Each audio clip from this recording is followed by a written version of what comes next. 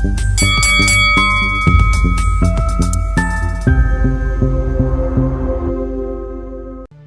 ganda naman nito, Ma! Nasa tamang dilig lang yan. It's been a year mula nang isang tayo ng mama dahil sa cancer niya. At hanggang ngayon, miss na miss ko pa rin siya. Iba talaga magmahal si mama. Nagpaplano na kami magpakasal ni Reza. Ha? Kasal? Caitlyn, buntis ako. Buntis ka. Reza, nandito ako para kay Caitlyn.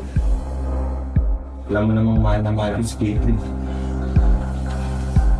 Kate, bigyan mo lang ako ng chance. Ito ba yung bagong hardinero?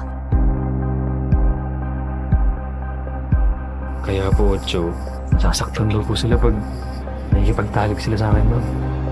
Malaki daw po kasi.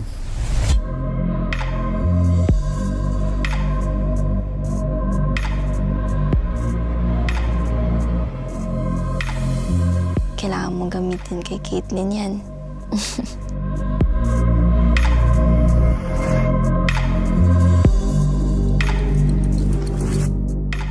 Kailangan po ba kayo?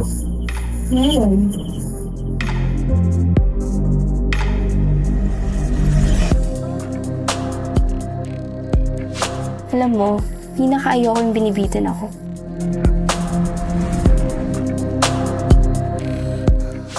Good boy.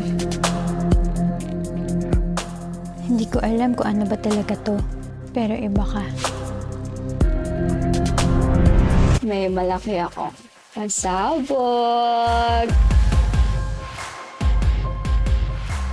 Tama na!